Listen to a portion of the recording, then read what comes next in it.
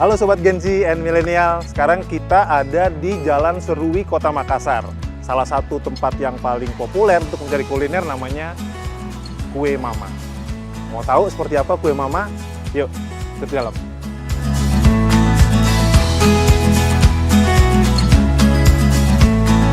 Beginilah suasana di Mama Toko Kue pada pagi hari. Banyak pengunjung menikmati santapan di sini. Mama Toko Kue yang berada di Jalan Serui nomor 15 Kota Makassar, Sulawesi Selatan ini memang berada di tengah kota, sehingga mudah dijangkau oleh para pembeli. Suasana yang teduh dan asri, serta bangunan bergaya arsitektur Belanda membuat pengunjung merasa berada di rumah. Sejak berdiri tahun 1999, Mama Toko Kue memang sejak awal menjual kue-kue tradisional khas Bugis dan Makassar. Sebut saja seperti kue cang kuning, kue taloba, barongko, kue biji nangka, dan banyak lainnya. Menurut pengunjung, makanan di sini enak dan harganya terjangkau. Ya, salah satu ya kita buat nyaman ya karena kue-kue tradisionalnya itu sudah lengkap di sini. Kemudian ya cita rasanya bolehlah kalau diberi rating 1 sampai 10 itu 9,5 lah. Lengkap juga buat sarapan, apalagi kalau ada tamu-tamu yang dari luar kota. Nah itu biasanya kan kita mau kasih coba nih, apalagi kalau kayak perdana gitu dia ke Makassar, enaknya kita ngobrol di mana enak atau untuk nyobain ciri khasnya Makassar. Nah salah satunya di sini. Ya nggak terlalu ini sih, masih termasuk relatif murah sih.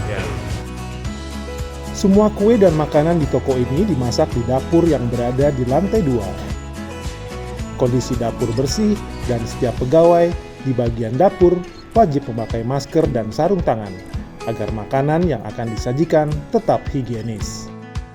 Nah, Sobat Gen Z, sekarang saya sudah ditemani pemilik Mama Toko Kue, Ibu Natalia Tanyadi, yang akan menjelaskan semua proses di dapur.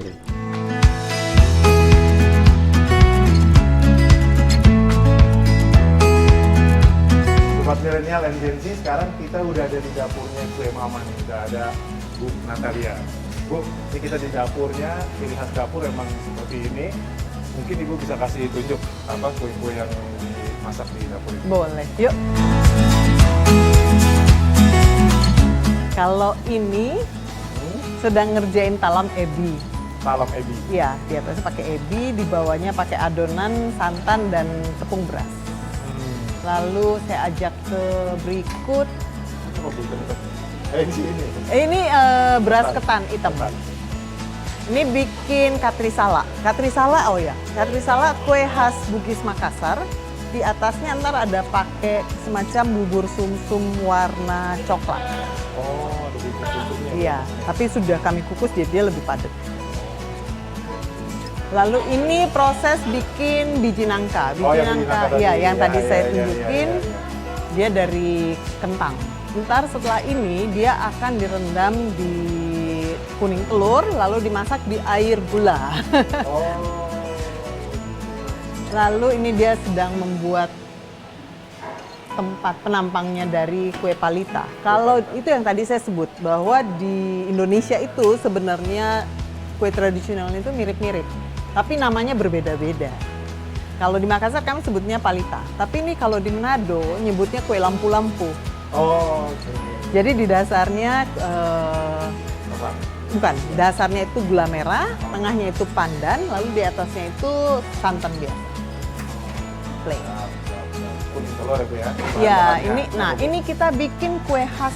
Ini sangat ciri khas dari Bugis Makassar. Ini bayoni balu. Bayoni balu. Isinya cuma kuning telur tok. Ini mbaknya sedang ngegulung di air gula. Tadi ini dikukus di atas air gula juga.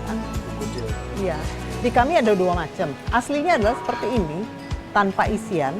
Tapi kami ada sajiin dengan isian duren. Itu tambahan kreasi. Tambahan kreasi sendiri. Siap. Iya. Ntar ini direndam lagi di air gula penyimpanannya. Manis dong. Manis banget.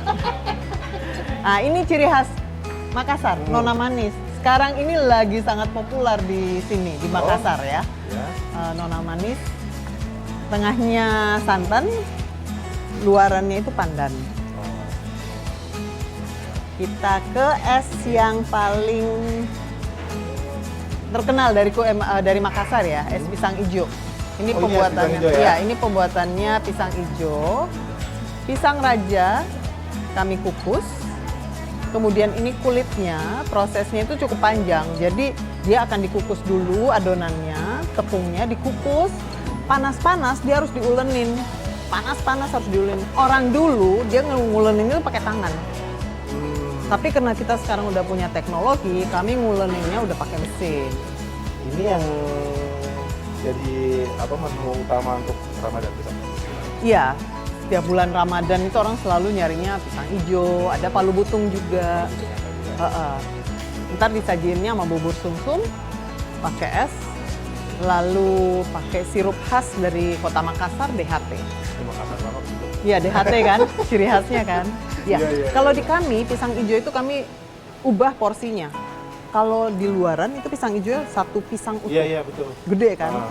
Nah, mami saya di tahun 99 itu memutuskan bikin pisang hijau di mama itu cuma setengah pisang. Kenapa? Karena selalu beranggapan orang kalau udah makan, mau makan pisang hijau biasa jadinya males karena udah kenyang. Mikirin, aduh saya makan gede gitu lagi, jadi dikecilin. Supaya bisa makan lebih banyak kan. Kue-kue yang lain bisa dicicipin juga.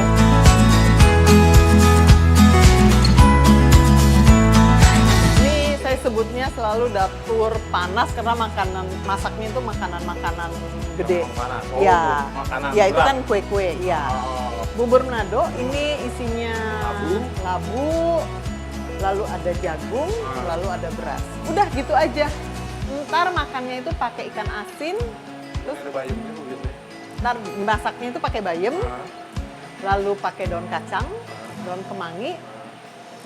Ntar makannya pakai ikan asin, lalu sama sambal dabu-dabu. Ya. Kayak gitu. Oh, sini banyak juga Bu yang konsumsi makan. Iya, bubur ini Manado. produksi kami harian seperti ini. Ini biasanya yang mesen untuk makan siang, pagi atau gimana? Pagi, siang, malam. Ini Iya, bubur Manado. bubur Manado. Ini sebenarnya makanan kami waktu kecil, mami saya Ya. itu siapin setiap hari Minggu. Jadi masaknya itu sepanci gede.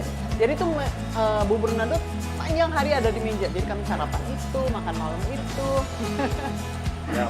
Di daging buat apa Bu? Ini mau bikin rawon. Oh, jual rawon juga? Iya. Makassar tapi ada Iya, rawon. ada rawon. Oke. Kami jual makanan Indonesia lah, kami usahakan. Setelah melihat dapur, yuk kita tanya-tanya Ibu Natalia lebih jauh soal mama toko kue. Oke, sobat milenial and Gen Z, ini sudah kembali sama Bu Natalia. Saya mau tanya Bu Natalia, ide awal bikin toko kue mama ini gimana? Itu berawal dari mami saya tahun 99. Beliau itu pengen masuk melestarikan kue tradisional. Lalu coba untuk mencari resep. Lalu belajar dari teman-teman beliau. Beliau kan dulu usaha jahit. Ada beberapa teman beliau itu masih dari kerajaan Goa, dapat resepnya itu. Tujuannya sebenarnya untuk mengangkat derajat ya. Kita ngomong derajat kue tradisional itu ke level atas sih. Jadi orang itu nggak usah ke pasar nyari jajanan tradisional, tapi mereka bisa duduk, bisa nikmatin. Jadi ini kue jajanan tradisional tapi untuk kelas middle up gimana? Iya, kami bisa sebut seperti itu sih. Ya. Jadi orang tidak usah, biasa kan males gitu harus ke pasar lah, berasa kotor lah gitu. Jadi toko mama mengambil segmen ini. Iya, kita ngambil segmen. Kemudian Bu, kalau misalnya hanya jualan kue pasar, nanti konsumen bosen gimana strateginya toko mama?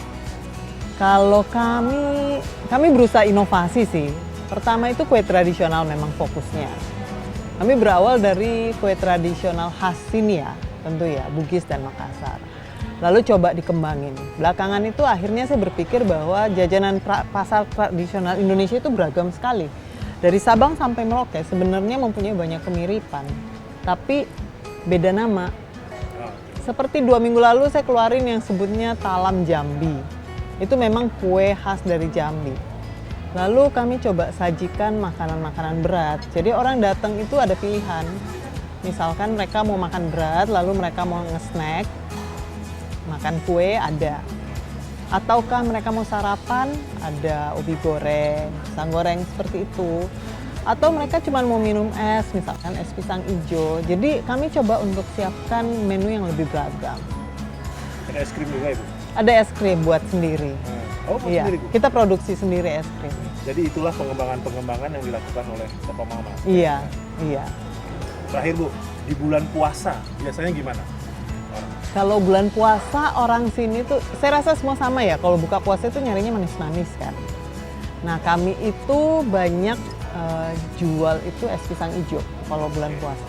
Orang selalu nyarinya seperti main apa sih kayak udah gaya hidup gitu loh. Buka puasa yuk cari pisang hijau atau yuk cari palu Buka butung. puasa Gitu. dengan yang manis. Iya betul.